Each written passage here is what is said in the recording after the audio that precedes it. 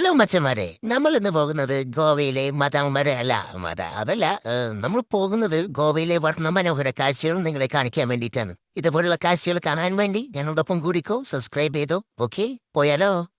നമ്മൾ ഇവിടുന്ന് പോകുന്നത് നേത്രാവതി എക്സ്പ്രസ്സിനാണ്. പിന്നെ ഇവിടെ ടിക്കറ്റിന്റെ ഫോട്ടോ ഒക്കെ ഞാൻ ഇട്ടിട്ടുണ്ട്, ആവശ്യമുള്ളവർക്ക് അത് കാണാം.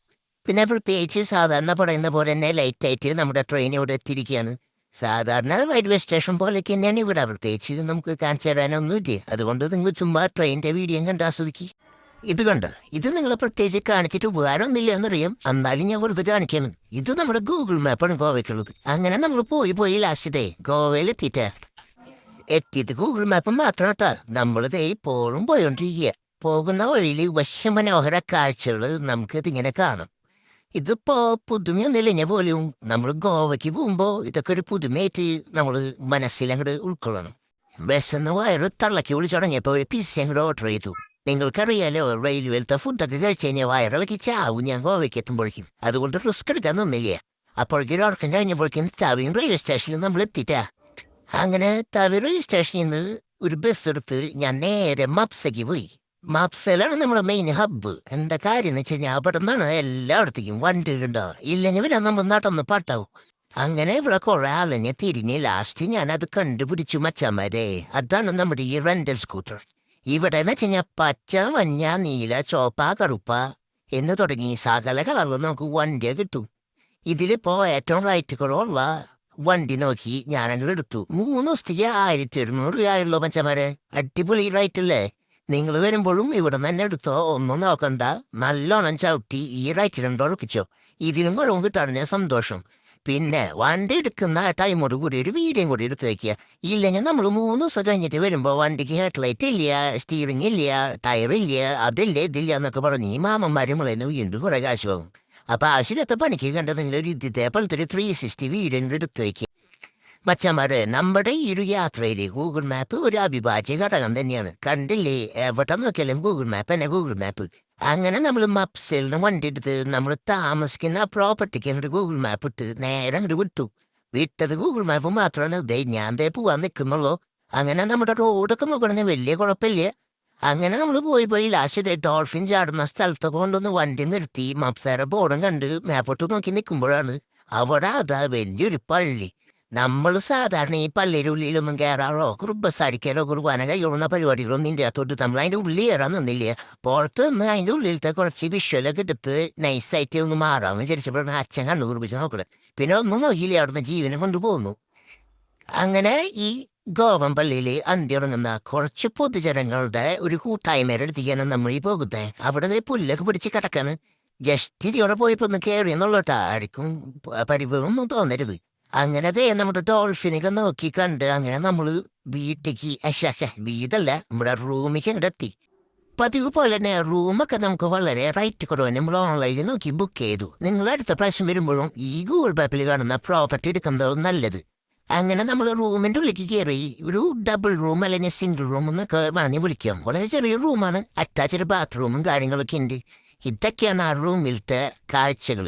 അങ്ങനെ വലിയ ലക്ഷറി ഒന്നും നിങ്ങൾ ആരും പ്രതീക്ഷിക്കരുത്. ഇത് പാവങ്ങൾക്ക് വേണ്ടി ഒരു പാവം പോകുന്ന ഒരു യാത്രയാണ്.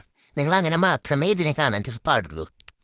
സത്യം പറഞ്ഞാൽ രാവിലെ ഒരു 6 മണിയോട് കൂടി തന്നെയാണ് നമ്മൾ ഗോവയിൽ എത്തിച്ചേർന്നത്. പിന്നെ അതിനുശേഷം നിങ്ങൾ കണ്ടായിരുന്നല്ലോ സ്കൂട്ടർ, റൂം, അങ്ങനെ ഇങ്ങനെയൊക്കെ ആയിട്ട് നമ്മളിവിടെ എത്തിയപ്പോൾ ഒരു സമയമായി. ഇതേ കണ്ടില്ലേ, ഇവിടെ നിസ്സാര പ്രോപ്പർട്ടി ഒന്നല്ല, വിത്ത് സ്വിമ്മിംഗ് പൂളാണ്. നിങ്ങൾക്കൊക്കെ വരുമ്പോൾ സ്വിമ്മിംഗ് പൂളൊക്കെ ആയിട്ട് എൻജോയ് ചെയ്യാനും കുട്ടികളൊക്കെ ആയിട്ട് എൻജോയ് ചെയ്യാനും പറ്റിയൊരു സ്ഥലമാട്ടാ, മറക്കണ്ട. അങ്ങനെ വിശന്ന് വീണ്ടും തുടങ്ങിയപ്പോൾ ഉടുപ്പി ഹോട്ടൽ ഇവിടെ തൊട്ടടുത്ത് കണ്ടു. ഒന്നും നോക്കിയില്ല, നേരെ അതിൻ്റെ ഉള്ളിലേക്ക് എടുത്ത് ചാടി. അവിടുത്തെ ഫുഡ് മെനും കാര്യങ്ങളൊക്കെ കണ്ടു. വാച്ചിട്ടൊന്നും മനസ്സിലായിരുന്നില്ല. നോർത്ത് ഇന്ത്യൻ ഫുഡുകളൊക്കെ ആയിരുന്നു. നമുക്കറിയാവുന്നൊരു സാധനം ഉണ്ടായിരുന്നു, പൂരി. അതാണ് പറഞ്ഞപ്പോൾ അതിൻ്റെ ഒപ്പം ഒരു ചാറും ഒരു ചമ്മന്തിയും വിത്ത് പൂരി ഏറ്റിങ്ങോട്ട് വന്നു. സംഭവം ഫുഡടി സ്റ്റാർട്ട് ചെയ്തു. കാണാൻ വലിയ ലുക്കൊന്നുമില്ലേലും സംഭവം ടേസ്റ്റ് ഉണ്ടായിരുന്നു. പിന്നെ അതിൻ്റെ ഒപ്പം പഞ്ഞക്ക് 2 വടയും കൂടെ അങ്ങോട്ട് ഓർഡർ ചെയ്തു.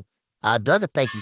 സത്യം പറഞ്ഞ് ഇനി വൈകിട്ട് 4 മണി വരെ ഒന്നും കഴിക്കണ്ടെന്ന് തോന്നും. അതുപോലെ വയറങ്ങോട്ട് സെറ്റായി. അങ്ങനെ ഒരു അന്തം കൊണ്ടില്ലാണ്ട് കിടന്നിറക്കുമ്പോഴാണ് അവിടെ ഒരു വാക്സ് മ്യൂസിയം കണ്ടേ. അമ്മോ, നമ്മളിത് പലവട്ടം കേട്ടിട്ടുണ്ടെങ്കിൽ ഇതുവരെ കാണാനും ഒരു അവസരം ഉണ്ടായിട്ടില്ല. അങ്ങനെ ടിക്കറ്റ് റൈറ്റൊക്കെ നോക്കിയപ്പോഴാണ് 250 രൂപ. ടട്ടാഷ്ട പണി. പിന്നെ ഒന്നും നോക്കിയില്ല, ടിക്കറ്റ് എടുത്ത് അങ്ങോട്ട് കയറി. അപ്പോഴാണ് ദേ കാണുന്ന കാര്യങ്ങൾ. എന്റെ പൊന്നു, നമ്മുടെ ഈ മെസ്സിയുടെ ഷൈറോവും പിടിച്ച മാതിരി ഉണ്ട്. എന്നാലും കുഴപ്പമില്ല, നമുക്കൊന്ന് അഡ്ജസ്റ്റ് ചെയ്യാം. പിന്നെ നമ്മൾ കണ്ടത് വിരാട് കോഹ്ലിനെയാണ്. സംഭവം ഇവര് ചെയ്തു വെച്ചിരിക്കുന്നതൊക്കെ കാണാനൊക്കെ ഭംഗിയുണ്ട്. ഓരാഗ്ലി നോക്കുമ്പോ പലരുടെ മുഖയിട്ടിങ്ങനെ ഫീൽ ചെയ്യുക. ഇപ്പൊ എക്സാക്ട് വിരാട് കോഹ്ലി ഇങ്ങനെ കാണുന്ന ഞാൻ വിരാട് കോഹ്ലി തന്നെ പോയി കണ്ടുവരും. അങ്ങനെ നമ്മുടെ സ്റ്റീവ് ഏട്ടനെ കണ്ടുവരുന്ന ടൈമിലാണ് ഒരു അത്യപൂർവ കാഴ്ച. ആര് ഇവിടെ നരേന്ദ്രമോദി ഒന്ന് ഫുഡൊക്കെ അടിച്ച് ചീർത്തിട്ടുണ്ട്.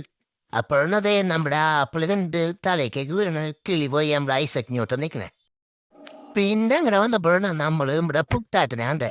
ഇങ്ങനെ പറഞ്ഞ ഭീകര ആറ്റിറ്റ്യൂഡും ഭീകര മൈൻഡ് സെറ്റൊക്കെ ഉള്ള ഒരു ഗംഭീര ഒരു വ്യക്തിയാണ്. പറയാതിരിക്കാൻ പറ്റില്ല. റീൽസിലൊക്കെ കണ്ട് നമ്മൾ ഫേമസ് ആക്കിയ ഒരാളാണ്. സൈഡിലും ഇവിടെ അബ്ബാമക്കുട്ടനുണ്ട്. അതൊക്കെ കഴിഞ്ഞ് ഇതാണ് നമ്മുടെ ഗാന്ധി. നമ്മുടെ നോട്ടുകളിൽ കൂടി ഇപ്പോഴത്തെ കുട്ടികൾ കണ്ടുവരുന്ന നമ്മുടെ ഗാന്ധി. അങ്ങനെ കോട്ടും സൂട്ടൊക്കെ ഇട്ട് നമ്മുടെ നോർത്ത് ഇന്ത്യൻ ആക്ടറായ രൺവീർ കപൂറിനെയാണ് നമ്മൾ ഈ കണ്ടുകൊണ്ടിരിക്കുന്നത്. ആളെ കാണാൻ നല്ല ലുക്കൊക്കെ ആട്ടാ. പിന്നെ കണ്ടതൊരു മുട്ടത്തല ചേട്ടൻ. ധാരാന്ന് എന്റെ ദൈവം തമ്പുരാനാണ്, എനിക്കറിയില്ല ചേട്ടാ. നിങ്ങൾ അറിയാ പിന്നെ പറഞ്ഞോളൂ. പിന്നെ നമ്മുടെ ഷാറൂഖ് ഖാൻ. തുझे देखा कोई जाना सुनो. ഈ പാട്ടൊക്കെ പാടുന്നൊക്കെ വിചാരിക്കും, പാടില്ല മെഴുകു പ്രതിമല്ലേ. പോകലില് കയ്യൊക്കിട്ട് ഈ താടിമ വെള്ളപ്പൊടി കെട്ടിയുള്ള ചുള്ളരെ മനസ്സിലായ. ഇതാണ് നമ്മുടെ അമിതാഭ്. പിന്നെ നമ്മുടെയൊക്കെ പ്രത്യേക താരയ നമ്മുടെയൊക്കെ ആശാനയ മിസ്റ്റർ ബീൻ. പിന്നെ ഇത് നമ്മുടെ ഹാരി ചേട്ടനാണ്. വേറെ ആരല്ല ഹാരി പോട്ടർ. പക്ഷെ ഉണ്ടാക്കി വന്നപ്പോ ചെറുതായിട്ട് ആൾ മാറി പോയതൊരു സംശയം. എന്തായാലും നിങ്ങൾ മനസ്സുകൊണ്ട് ആളാണെന്ന് വിചാരിച്ചോളൂട്ടാ. പിന്നെ നമ്മുടെ ജാക്കി ചാൻ ഒരു പ്രത്യേക ആംഗിളിലൊക്കെയാണ് നിൽക്കണേ. പുള്ളിക്കാരൻ മെഴുകായിരിക്കുമ്പോഴും സർക്കസ് കാണിച്ചിട്ട് നിൽക്കണേന്ന് മാത്രം. പിന്നെ നമ്മുടെ വിജയനെ കണ്ട ചിമ്മമാരി നമ്മൾ പോയി കണ്ടു. പിന്നെ ആരൊക്കെ കിക്കാണ്ട് വരുന്നുണ്ട്. ഈ അവഞ്ചേഴ്സിത്തെ കുറെ ആക്ടേഴ്സ്. ഈ എക്സ്മാൻ ഉണ്ട്, ക്യാപ്റ്റൻ അമേരിക്ക ഉണ്ട്, പിന്നെ നമ്മുടെ ഒരു മൊത്തത്തടയും ചേട്ടനുണ്ട്. അതൊന്നും ഇതിൽപ്പെടുന്നതല്ല.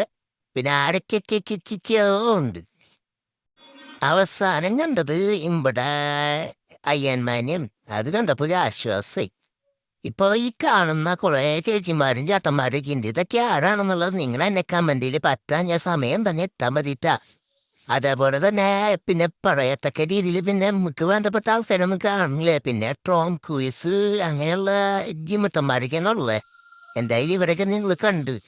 പിന്നെ എന്ന് വെച്ച് കഴിഞ്ഞാൽ എനിക്കൊരു സംശയം, ഇതൊക്കെ മെഴുകു പ്രതിമ തന്നെയാണോ? കാര്യം എന്ന് വെച്ച് കഴിഞ്ഞാൽ നമുക്ക് തൊട്ട് നോക്കാനൊന്നും അവരെ സമ്മതിക്കില്ല, അടുത്തേക്ക് പോകാനും സമ്മതിക്കില്ല. മെഴുകു പ്രതിമ എന്ന് അവര് പറയുന്നുണ്ട്. നമ്മളതങ്ങോട്ട് വിശ്വസിക്കുക, അല്ലാണ്ട് അതിൻ്റെ അപ്പുറത്തേക്ക് നമുക്ക് വേറെ ഒന്നും ചെയ്യാൻ പറ്റില്ലല്ലോ അല്ലേ. അങ്ങനെ ഈ മെഴുകുകളുടെ കൂട്ടത്തിൽ നിന്നും ഞാൻ പുറത്തേക്ക് ചാടിയപ്പോ മെഴുകുരുക്കണ പോലത്തെ വെയിലേ. ഹോ, പറ്റില്ല. ഞാൻ എന്നിട്ട് അവിടുന്ന് ഇങ്ങനെ മന്ദം നടന്ന് ഇവരുടെ എൻട്രൻസിന്റെ അവിടേക്ക് വീണ്ടും പോകുമ്പോഴാണ് ഈ ഒരു പരിപാടി കണ്ടത്. ഇവിടെ ഈ കുട്ടികൾക്കൊക്കെ പറ്റുന്ന മറ്റേ റേസിംഗ് പരിപാടികളൊക്കെ നടത്തുന്ന എന്തൊരു സെറ്റപ്പാണ്. നമ്മൾ ഇനി അതിൻ്റെ ഉള്ളിൽ കൂടി പോയില്ലേ, വയ്യ. അപ്പൊ അങ്ങനെ പരിപാടികളൊക്കെ കണ്ട് ഇവിടുത്തെ കുറച്ച് വീഡിയോസൊക്കെ എടുത്ത് ഇനി അടുത്ത ബീച്ചിലേക്ക് പോകാനുള്ള പരിപാടിയാണ്. അപ്പൊ കൂട്ടുകാരൻ മച്ചന്മാരെ, നിങ്ങൾ ഇതൊക്കെ കണ്ടില്ലേ? നിങ്ങൾക്ക് ഇഷ്ടപ്പെട്ടെന്ന് വിചാരിക്കുന്നു. ഇനിയും ഇതേപോലെ സൂപ്പർ വീഡിയോസ് വരും. ബൈ.